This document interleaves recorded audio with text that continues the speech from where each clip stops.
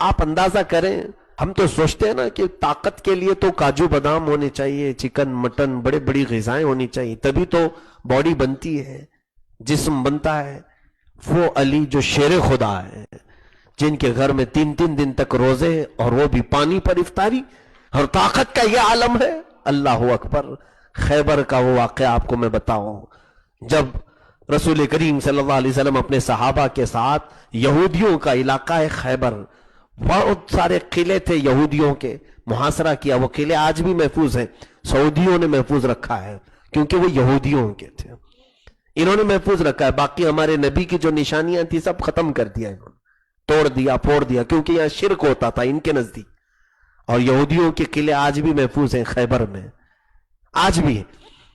ان قلعوں میں یہودی اندر بند رہ کر کے سازشیں رچتے تھے مدینے کے خلاف، بہت ساری پلاننگ ہوتی تھی۔ حضور صلی اللہ علیہ وسلم وہاں پر گئے، 7 دن تک کا محاصرہ رہا، اور جنگ کی نوبت ایسی آئی کہ روز صبح لڑائی ہوتی، شام میں ختم ہوتی، لیکن نتیجہ نہیں نکل رہا تھا۔ رسول کریم صلی اللہ علیہ وسلم نے 7ویں دن سارے صحابہ کو جمع کیا اور ارشاد فرمایا کہ دیکھنا کل کے صبح میں اسلامی پرچم، اسلامی جھنڈا ایسے شخص کے ہاتھ میں دوں گا جس کو اللہ اور اس کے رسول خوب محبت کرتے ہیں، اور وہ اللہ اور اس کے رسول کو خوب محبت کرتا ہے۔ سارے صحابہ رات بھر جاگتے رہے وہ صبح کے جھنڈے کے لیے کہ کس کے ہاتھ میں ملے گا۔ سب جمع ہوئے، رسول کریم صلی اللہ علیہ وسلم نے ایک نظر ڈالی مجمع پر، پھر پوچھا کہ علی کہاں ہے؟ اس مجمع میں حضرت علی نہیں تھے، آپ کو آشوب چشم کی بیماری لاحق ہو گئی تھی، آنکھ لال ہونا، پانی آنا، حضرت علی بیمار تھے، کہا کہ وہ بیمار ہیں، آشوب چشم ہے، آنکھوں سے پانی گر رہا ہے۔ رسول کریم صلی اللہ علیہ وسلم نے کہا بلاؤ، وہ اسی حالت میں آئے، بخار بھی تھا جسم پر۔ اللہ کے حبیب صلی اللہ علیہ وسلم نے اپنا لعاب پاک ان کی آنکھوں پہ لگایا اور کہا یہ جھنڈا لو، اللہ اور اس کے رسول تمہارے ہاتھ فتح رکھے ہیں، اللہ تمہارے ہاتھوں پر فتح رکھا ہے۔ حضرت علی رضی اللہ تعالیٰ عنہ اسی حالت میں جھنڈے کو اٹھاتے ہیں اور لے کر چلے۔ اب صحابہ جب حضرت علی کے جوش کو دیکھتے ہیں تو سارے 7 دنوں کا جوش ایک ساتھ آیا۔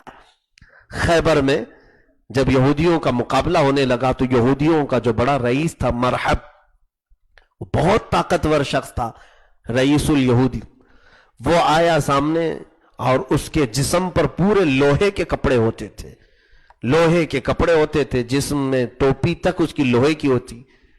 مرحب سامنے آیا اور پتہ نہیں کیسے کیسے رجزیہ اشعار پڑھ رہا تھا، کہہ رہا تھا میرے مقابل میں کون آیا ہے؟ تجھے معلوم ہے میرے گھر کے قریب کوئی چراگاہ بھی نہیں ہوتی، کوئی قریب بھی نہیں پھٹکتا میرے۔ حضرت علی رضی اللہ تعالیٰ عنہ نے بھی اس کے جواب میں کہا انا الذی سمیتنی امی حیدرہ، میں وہ ہوں جو میری ماں نے میرا نام ہی حیدر رکھا ہے۔ حیدر کچھار کا بہت ماہر شیر اسے کہا جاتا ہے۔ حضرت علی رضی اللہ تعالیٰ عنہ نے اس کے مقابل میں جب تلوار اٹھائی، مقابلہ تھوڑی دیر کا ہوا، لیکن یہ ذوالفقار حیدری تھی، رسول پاک صلی اللہ تعالیٰ علیہ وسلم کی عطا کی ہوئی تلوار تھی۔ اس تلوار سے آپ نے جب ایسے مارا کہ لوہے کو کاٹتی ہوئی تلوار گئی، اس کا سر آسمان پر اڑا، آسمان پر اڑا، اور جب وہ نیچے زمین پر ڈھہ گیا تو سارے یہودیوں میں خوف و ہراس پھیل گیا۔ لیکن پھر بھی ان کے اندر ایک قوت یہ تھی کہ بڑے بڑے قلعے کے دروازے بند تھے۔